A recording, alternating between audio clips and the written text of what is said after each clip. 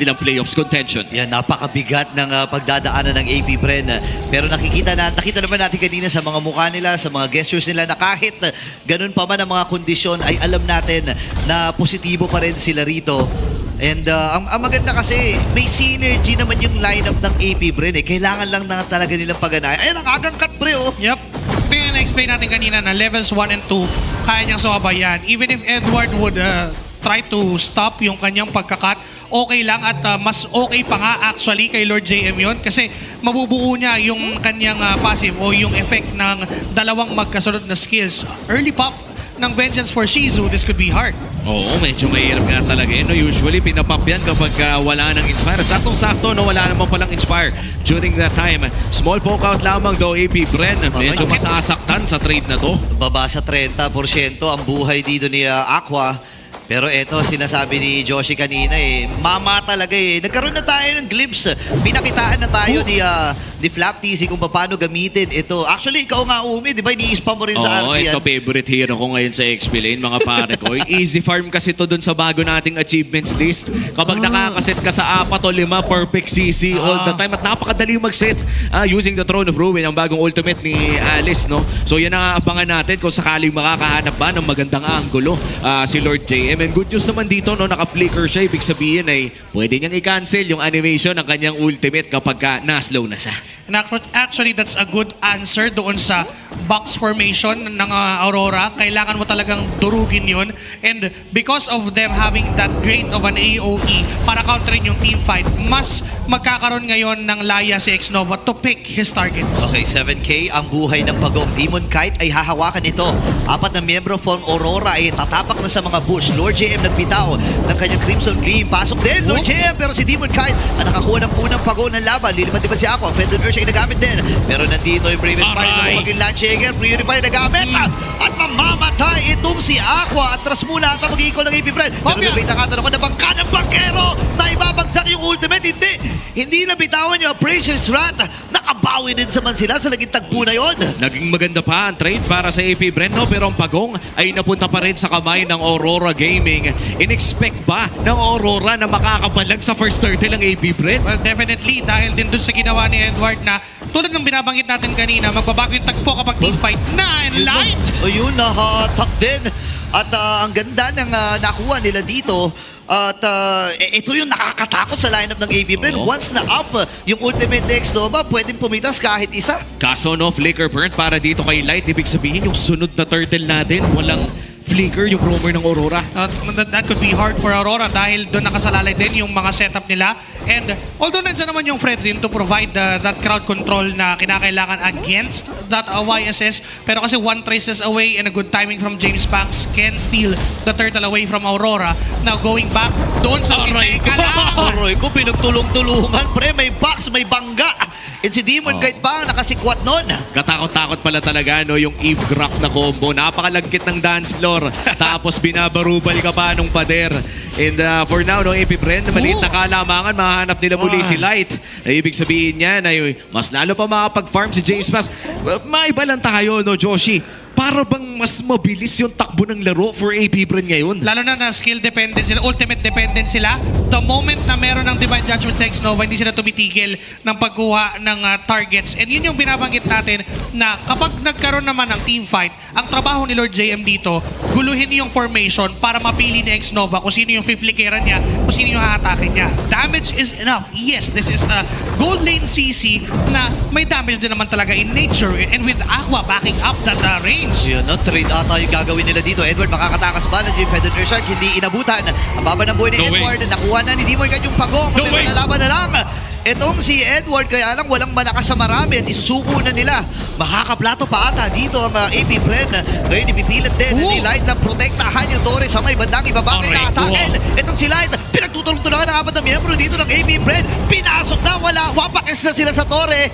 At nagtagumpay ang ikatlong death dito ni Light. Pero trinade pa rin ang Pagong para sa Aurora Gaming. Still anybody's ball game, 5 minutes in, 200 lamang ang lamang ng AP Bren. Pero nakakapasok na rin ang side ng Aurora Gaming sa loob ng gubat ng Bees. This could have been bigger if hindi dinefend ni Light yung bottom lane kasi mauubos yung energy shields. Eventually, it will fall down. The turret will fall down. dahil 4 na miyembro ng AP Bren yung nandun. So good effort pa rin para kay Light.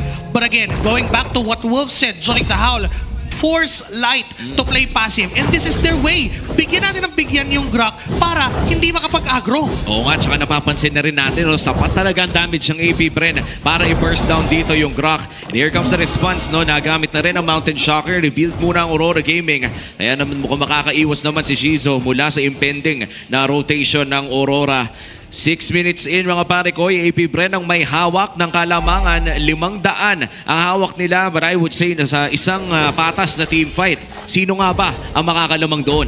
Kailangan magawa. May mga prerequisites sa both of these teams. For AP Bren, Lord JM must zone away the 1-1 or even that Eve mula dito sa Aurora. And for Aurora naman, kailangan makapasok ni Edward and kailangan niyang mapatay yung Farsa bago pa man siya yung masaktan. Kasi there would be a change of pace if ever baka maging protective si X-Nova papunta kay Aqua. Ganda ng zone na ginawa ni Demon Knight doon at malaya na makukuha ng Aurora yung Torres sa itaas. Ngayon may pinaplano si Lord JM, nice patan siya.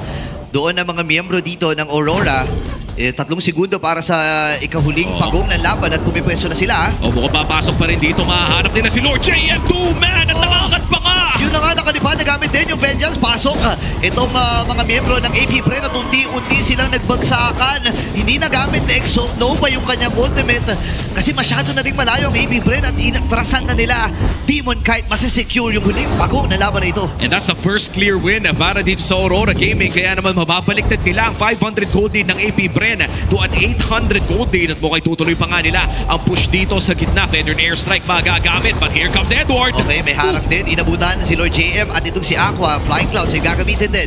Lord JM ay papasok. Aroy, pero masakit na yung mga hampas mula dun sa Bravest Fighter. At babagsakan pa ng stun mula dito kay Edward. Dahil atak na!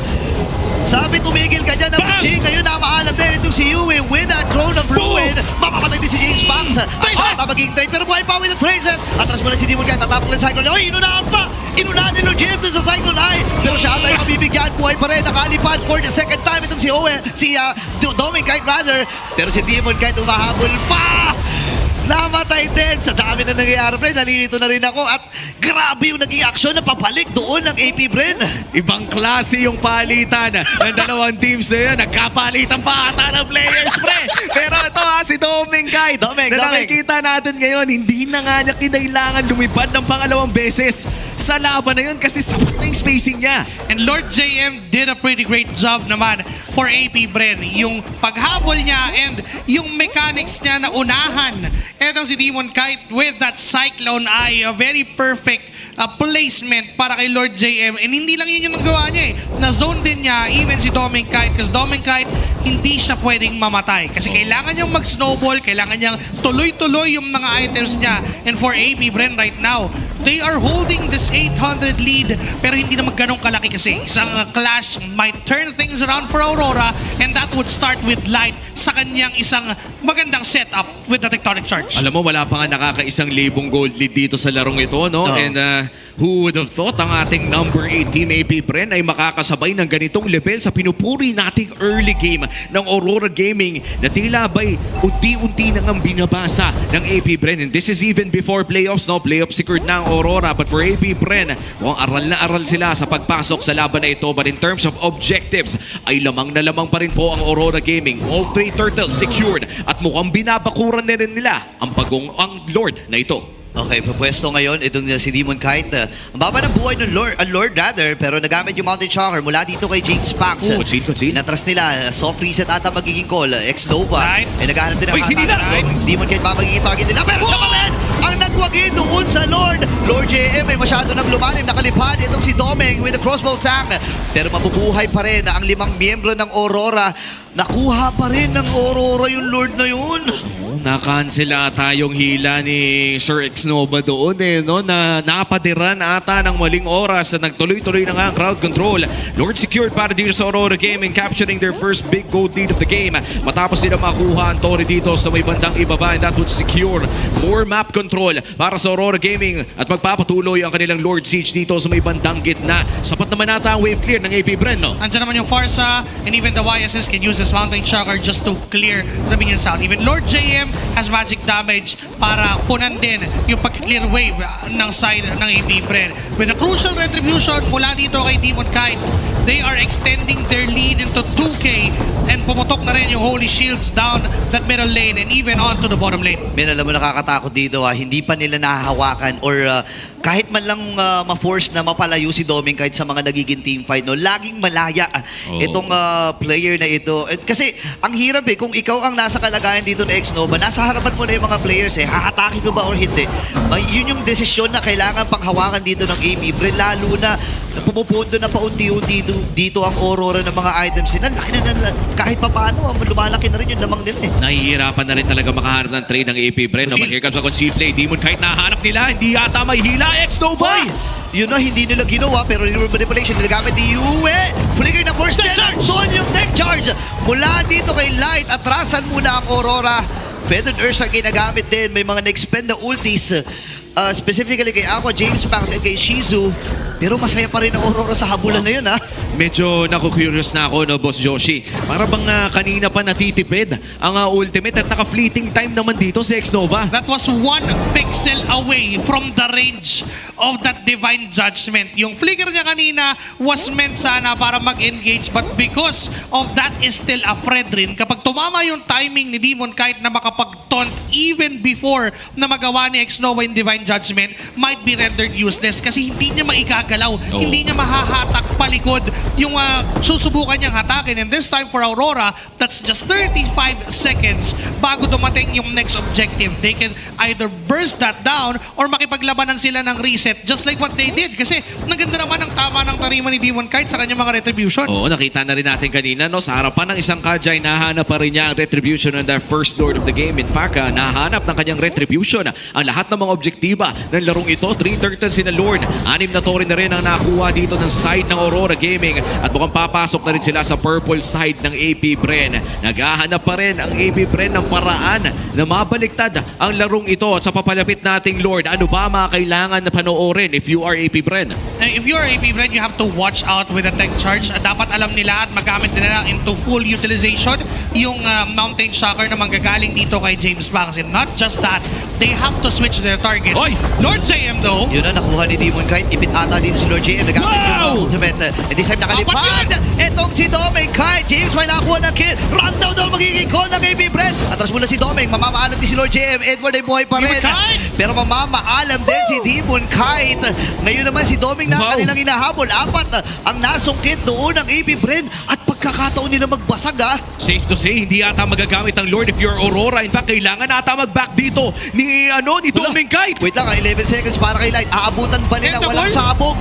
Yung torre, pero may mga minions pa sila Wait, doon. kaya! Doming Kite, Ay! naatak si Doming Kite and the Feathered Earthstrike from Aqua. Ang kikitil sa buhay at ang pag-asa ng AP Bren para sa Game 1, number 1 ay nandun pa.